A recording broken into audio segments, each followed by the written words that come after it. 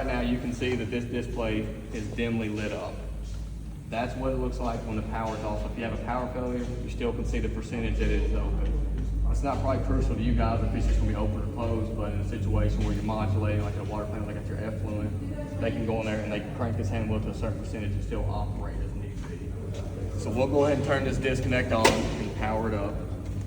Anytime I'm getting ready to do anything to these actuators, I always like to leave it in stop. That way, if it's in remote, it can't command open or close or do anything. So the first thing you'll notice is you have yellow lights. If you see the yellow lights, that just means it's in travel somewhere. It may be stopped, but it's in travel. So once it goes all the way open or closed, you'll see the red light or green light. So when you look at this switch here, you have hands, so it's like a little face that's kind of close to you, so you can flip it there. That way you can operate it locally through these two switches here. So if you flip it, let go, and it'll start opening, and you'll hear it. You can stop it at any point. It does not matter, it's not gonna hurt it. So you can just stop it wherever you need it and go back, and it's just gonna retain right there. If you wanted to go close, you just flip the switch the other direction, take a second, and then it'll go close. And like I said, you can stop it wherever you want. So if you're looking on here across the top of the display, there's a number range from 0 to 100. That's telling you your torque. So you can see how much torque's being applied percentage-wise when it's going. So if you're getting an alarm for torque open or torque close, you can monitor that when it's moving and see what torque range is hitting. Because over time, of course, being a sewer application, you're gonna get sludge build up, you're gonna end up having trash, something you call in there. You need a little bit more torque sometimes coming off the seats. You will have to go in there and adjust that torque over time. So that's good to be able to see your torque, and then you can go in there and actually adjust your torque as needed. I always just kind of go like 10% above what your highest number you see. That way it doesn't go too high, because this actuator right here does about 1,500 foot-pounds of torque. It will tear something up. So if you're ever having an issue where this valve's not closing off and you get over in this hand wheel and you're trying to crank in this tight and you're at 4%, stop. Something's hung in there, I promise you will tear something up. So at that point, normally I'll open the valve all the way up to the actuator. You can kick your pumps on wide open and try to blow it out. Normally that works. But typically if it's stuck and you're torquing, just don't keep cranking on that, because either you're gonna strip something internally here. The smaller desert valves, you will tear the valve up. I have seen them physically bust inside here because it's had stuff caught in it. So just be cautious on that. So to connect these remotes, you just hold that down button and you'll aim it at this screen. Your blue light will come on when it's connected. It's all Bluetooth, so the screen changes, and it'll take a second, but that blue light will come on. So now the remote is paired to it. This remote will pair to any of them, but it only does one actuator at a time. So when you look here on the screen, the biggest thing you guys will deal with is the actual settings tab. The other ones, you don't really have to go in. A lot of that's for like diagnostic purposes for road torque, or for us when we come out if you're having issues. This is your select button. So when you click your settings, you just hit select, and it gives you a whole nother menu. Limits is gonna be mostly what you'll have to go into and actually mess with. So you'll click that, and then at the top section here, you have everything for your close setting. So it allows your torque value and to actually set the limit. So we're gonna run this actuator close, and then I'm gonna set that limit. You'll see these lights change typically when it hits that. So always get it close to it being closed, and then apply this, and then go close with it. And then you'll feel it when it kind of gets tight. And right there, it's digging into the seat. I will back it off just a little bit so it's not really ramming into it. But you see we still have yellow lights. So that right now it doesn't think that it's all the way closed. So we're gonna scroll down using these arrow buttons on the remote and hit set limit. It's gonna ask you for a password. Road torque is always in there as the password. That is the password you need. You just click OK and hit set limit. It's gonna ask you to allow it to go close, which it is. Hit OK. Now the light changed green. So now you know it took that limit. But if it doesn't change, sometimes you just hit it again and it will adjust. But if you're having to go a little bit more close with it and it's already a green light, the light's not gonna change. You'll just have to, I would hit it twice just so you know that it took. And then you'll run it all the way open, come back to the same menu, and we'll scroll down to the open settings and do that. So I'm gonna back out, let it go all the way open, make sure it's all the way open, and we'll set that limit. To back out of this menu, just hit that minus button on there, aim at the screen, it'll back all the way out, and then you're back at this screen. So then as you notice, the percentage went away, and it has that symbol there showing no flow. It means that it's all the way closed. So we'll put it there, and we'll run it all the way open.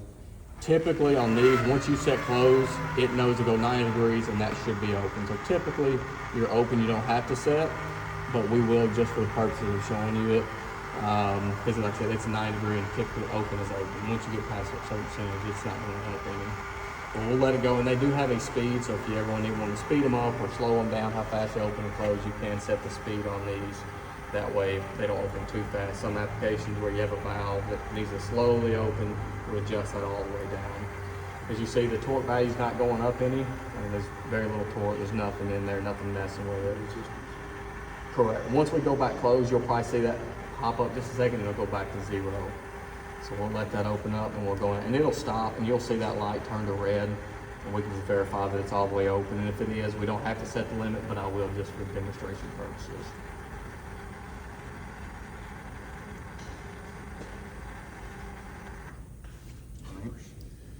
So then you can make sure it's engaged, and you see, like, as I move it, that percentage changes. And that's all the way when she's tight. So like I said, you don't have to set it, but we will just for the purpose of showing you that. So we'll just scroll down to the open setting and say set limit, okay, and it took it. So if you look right above there, that's where you see your torque values. Both of them are set at 75%. I will turn that down. I'll see what they're doing. But to do that, you just scroll up to the torque, you click the OK button, and it'll go over. You just use that arrow button to go up and down. And then you have to hit that center button for it to take. If you hit the button just to go back, it won't take that new torque value, so it'll default back to what it was.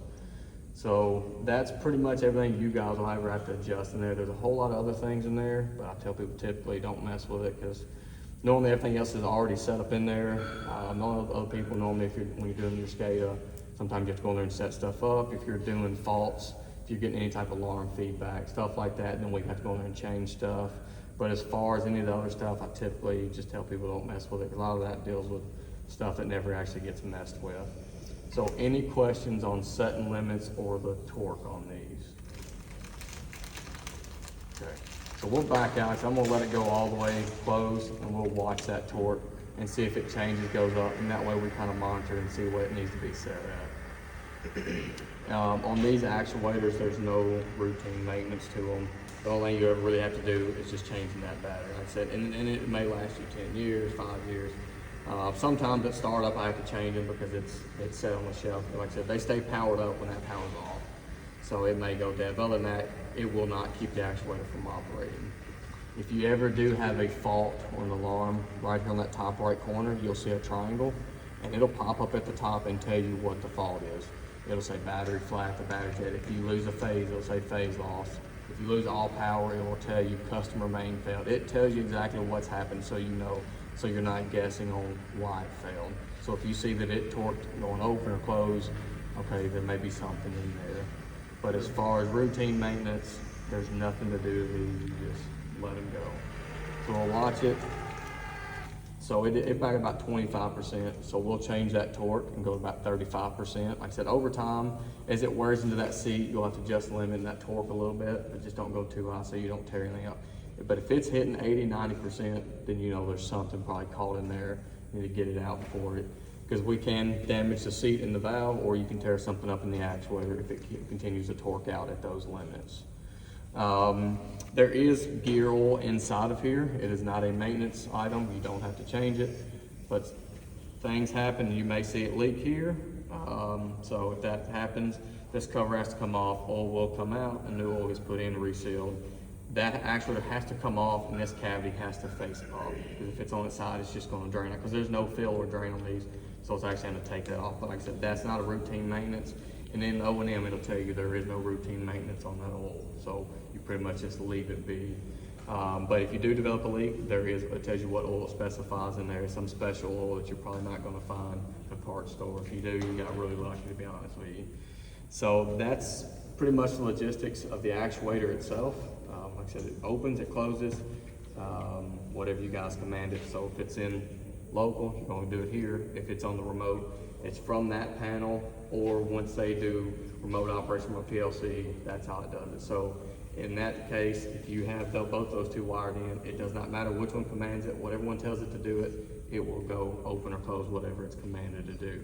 But if you're in local, it only operates from here. That will supersede remote if you're in local.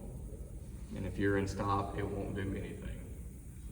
That's gonna tell the percentage over there, and they don't have to climb the pipes to open and close.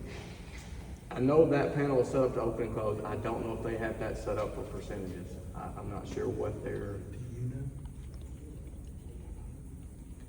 Question, answers. I know initially when I came out here to start these up, there was talk about being 4 to 20 feet back, but no one knew where it was gonna land. So there's a potential that it may do that at some point, but typically, like I said, you guys will be open or closed.